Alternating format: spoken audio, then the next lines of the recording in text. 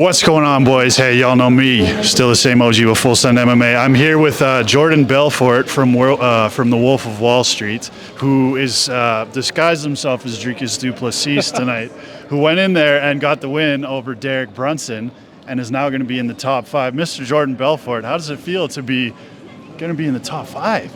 Oh, that sounds so good. I've waited a long time to hear this, and definitely earned it tonight. Not surprised at all. When I walked out there, I said in the media day, the whole week I knew that first round is going to be exactly like that. With Derek Brunson, the way he fights like me in that first round. The problem is when you come to that second and third, I'm still going to be there. And now you can go like, yeah, you look tired. Listen, fight that fight pace and see if you get tired. Everybody in the world will get tired. I'm just used to getting tired like that, and I wouldn't want to have it any other way. I don't want to get a quick, easy way to the top 5. I don't want to fight a washed-up Brunson who didn't come in prepared. Brunson, as we know him, came in here tonight, and I beat Brunson. Mm-hmm. Now, what would you say to your critics? Because there was I've seen a lot of talk on the internet. People were like, oh, Dricus looked tired in the Darren Till fight. And me, I know you weren't tired. But what would you say to the critics that were like, you know what? I wasn't sure about his gas tank. I mean, you showed it in there tonight. You can go. I mean, how many more rounds could you go right now? Yeah, I mean, in the Darren Till fight, 100%. Like I told them, something was wrong with my legs in the Darren Till fight. Didn't have that at all tonight. That Darren Till fight, like something was wrong. I'm not sure what it was. My legs went numb. I didn't do the physio sessions. I said that it wasn't an excuse at all. I still came out and I won the fight. That's what it's all about, winning the fight no matter what. Tonight, didn't have that. Obviously, the pace was high. So there was no break. It was like, And when he grabbed my leg, when I kicked him and he caught my leg, I knew. Now we're in it. We're in the scramble. And I stayed on top. I was on top. He was on top. He had a guillotine. I got on top. I landed some big elbows in the end of that round. Second round came out and I could see, my man is half of the man that stepped in front of me in that first round. And I was like, well, I just had a minute rest. Yes, I'm tired. But I'm not going to slow down now. I can do this for the next 10 minutes, I promise you that. And I just kept my foot on the gas. And one thing my coach and one thing we said for this fight is to remain calm. Don't go crazy and try and just go crazy for that finish. And I had him in big trouble early in that second. But I stayed calm and I wanted to pick him. I wanted to pick the shots.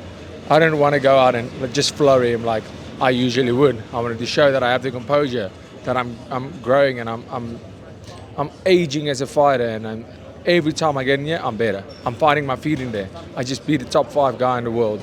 And I think in that second round, I made it look flawless, and it was absolutely incredible.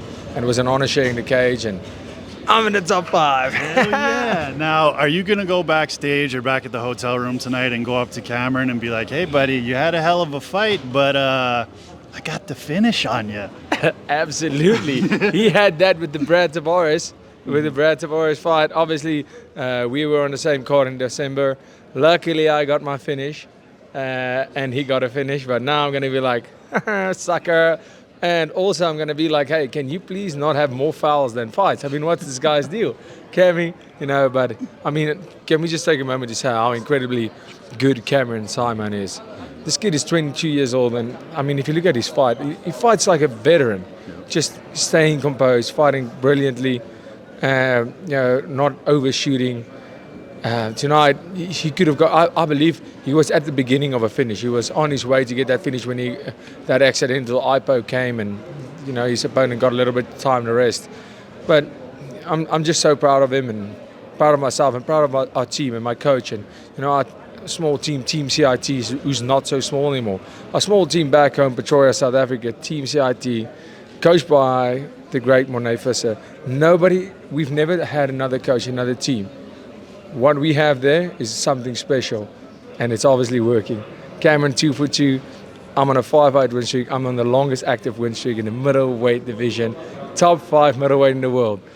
And as great as that sounds, it's not number 1 yet, and that's where we're heading. Dricus Du Plessis, I won't keep you for too much longer, brother, because we got an after party to attend tomorrow morning. We will be there. We will be there to film. I want to give you the mic, give you a chance to shout out everybody back home in South Africa. The floor is yours, my man. everybody back home, absolutely incredible. I could just imagine that first round was a roller coaster, but I know everybody knows how we South African Burkies do it. There is no quit. No matter how hard you hit, we can hit harder. No matter how much you throw, we can take it. Thank you for each and every person back home supporting, staying up the whole night to support us. It means the absolute world to us. And every single person in this arena tonight, we're foreigners in this country. And the American folk have been absolutely incredible with the reception. They're making us feel the love, and I appreciate that so much. Thank you. Dricus Du Plessis, hell of a fighter, but also my friend. Absolutely. Let's Thank get you, that party brother. going.